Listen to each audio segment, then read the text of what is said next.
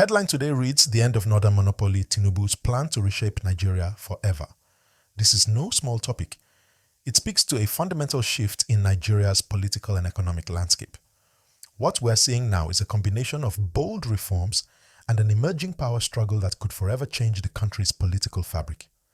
President Bola Ahmed Tinubu's administration, since taking office, has been pushing a comprehensive agenda aimed at transforming Nigeria's economy, government structure, and resource distribution.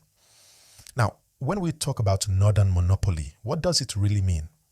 Well, the northern region of Nigeria has traditionally held considerable influence, not just in the politics of the country, but also in how resources, development, and power have been distributed. The perception that northern Nigeria has been favored in terms of political appointments, military leadership, and access to state resources has lingered for decades. But now, under Tinubu's government, things are starting to change. There are discussions of breaking down these regional monopolies and redistributing political and economic power more equitably across the country. It's important to note that this isn't just about taking power away from the north. Instead, it's about creating a level playing field where all regions can thrive. Tinubu's approach seems to be to ensure that regions with less economic or political power have a fair chance to compete. But what exactly are these changes? First, one of the most talked about reforms is the tax policy overhaul. Tinubu has pushed for a new tax system aimed at improving revenue collection across the country. This would reduce Nigeria's reliance on oil revenues and, in theory, make the country's economy more sustainable in the long term.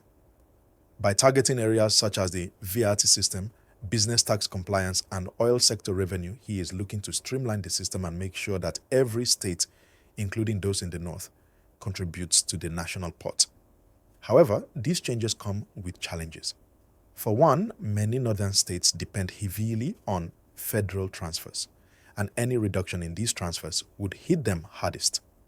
There's no doubt that the north feels this, as the revenue system is being disrupted in favor of a more equitable distribution model. But this is where the real debate begins. Is this change fair?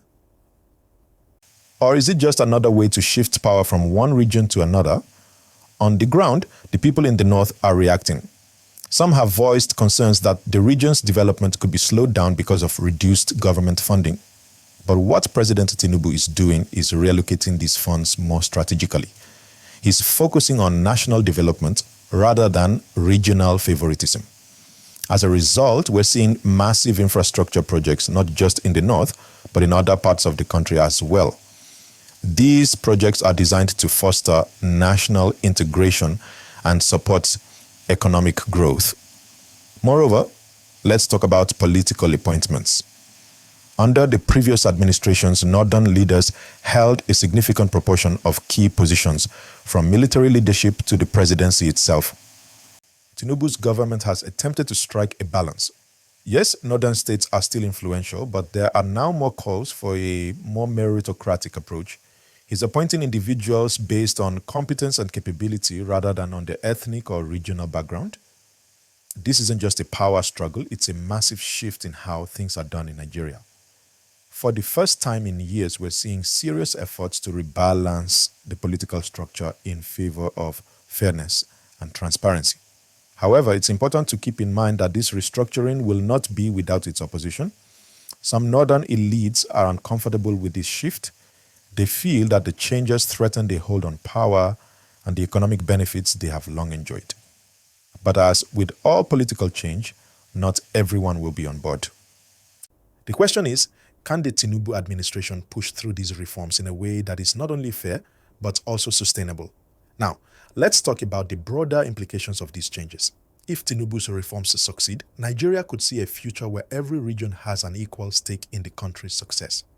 The idea of fairness in resource distribution is something that every Nigerian citizen, no matter where they live, should care about. And the potential for economic prosperity across the country is real. When every region competes fairly, businesses thrive, jobs are created, and public services improve.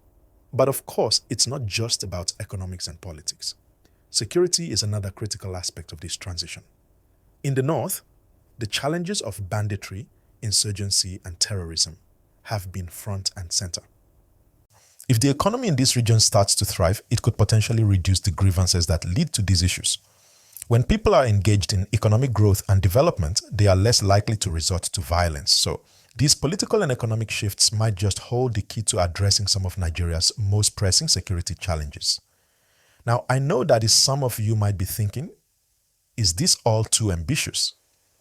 Are we really going to see a dramatic shift in how power is distributed in Nigeria? Well, the answer lies in how well these reforms are implemented. A shift of this magnitude requires not only political will, but also public buy-in. And that's where you and I come in. It's up to the people of Nigeria to ensure that these changes lead to real, tangible results. We have to ask ourselves, what kind of Nigeria do we want to live in? One where power is hoarded by the few, or one where every region has an equal opportunity to succeed? The future of the country depends on these decisions, and we are all part of this story. Thank you for your patience. Let's continue. Now, as we dig deeper into these shifts happening in Nigeria, it's important to consider the political landscape moving forward.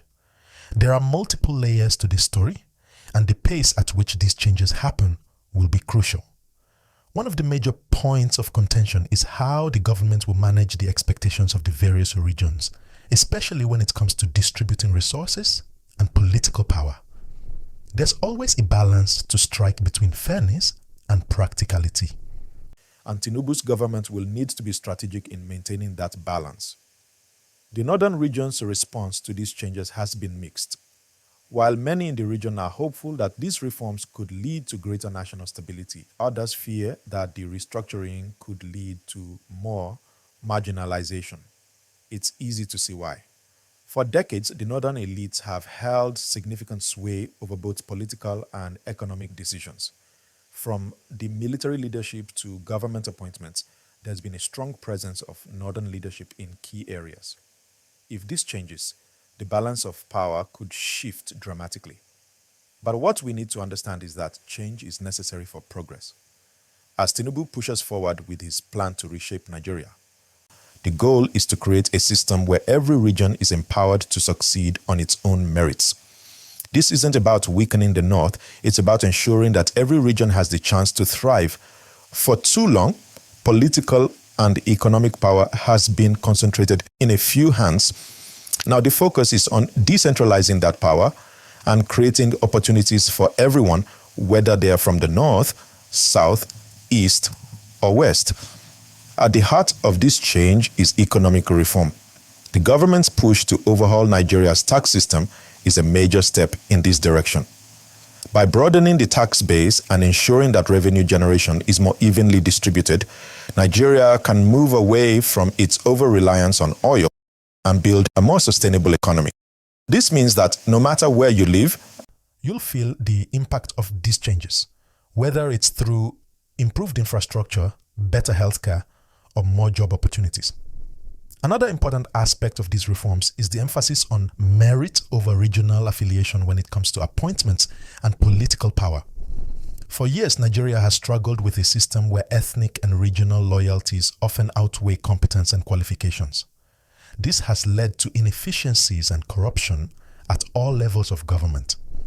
Tinubu's government is working to change that by prioritizing skill, experience, and results. This approach could help Nigeria build a government that's more efficient, transparent, and accountable to the people.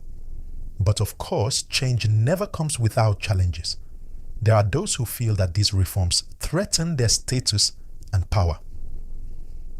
They argue that the changes could destabilize the country, especially if they lead to the redistribution of resources and political positions.